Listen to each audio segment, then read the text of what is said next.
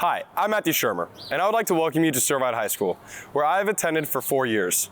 My older brother graduated in 2024, and my dad graduated way back in 1986. All 4 years, I've played football, rugby, and been involved in musical theater.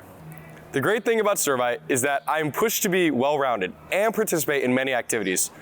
Our academics are amazing here. The teachers challenge you to be your best, but they're also willing to work with you through everything you do.